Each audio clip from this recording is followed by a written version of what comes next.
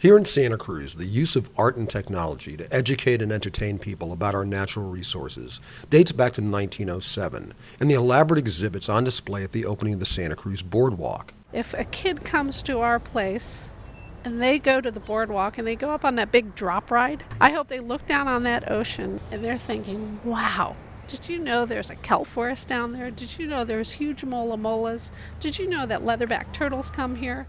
Today, a new generation of art and technology is on display at the newly opened Monterey Bay National Marine Sanctuary Exploration Center in Santa Cruz.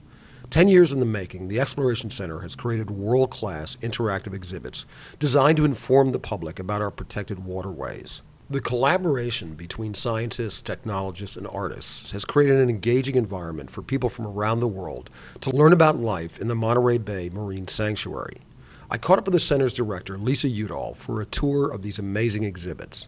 This is our deep submarine canyon tank, and it really has animals in it that represent both the Monterey Submarine Canyon, or the deep sea, here in the sanctuary.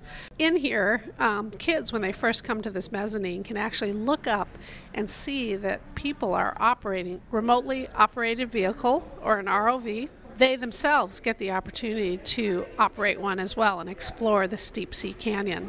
There is a video camera on the ROV, and you can see the little ROV. It's tiny, but it's very powerful. It has a very high definition camera on it that goes up to the two screens above the heads, and also on the screen where the person is operating the ROV. We went to great lengths. We worked with the Monterey Bay Aquarium Research Institute, the Monterey Bay National Marine Sanctuary, and the Monterey Bay Aquarium Research Institute have actually done a joint research project to the Davidson Seamount, and some of the animals that we've simulated here in this tank represent those animals that are seen at the Davidson Seamount. The exhibit design was done by BIOS, and BIOS is our exhibit design firm. And then there were a variety of people who were subcontractors on this project for the exhibit construction. I worked with a leatherback scientist, turtle scientist, Scott Benson from NOAA, to think about what the major messages were. And then we had exhibit designers that were digital designers construct an interactive for us that would work. But the real goal of these interactives, whether you're diving down in the sub here or you're mapping the seafloor, were really to have them truly be interactive, where a person walks up to it and they're asked to do some kind of task. Our first national park was created in 1872.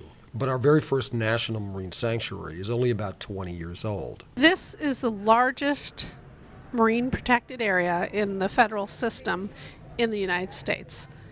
We have 13 protected areas across the country and in Hawaii and Samoa, and then we have a monument, which is Papahanaumokuakea, which is the northwestern Hawaiian Islands. We were designated in 1992, and we're coming up on our 20th anniversary this year. We're also probably really in just those first 10, 20 years where you're just getting something going. That's where the sanctuaries are today, and that's why this place, the Sanctuary Exploration Center, is so important, because it really is a location-based thing that can tell people about what's out there.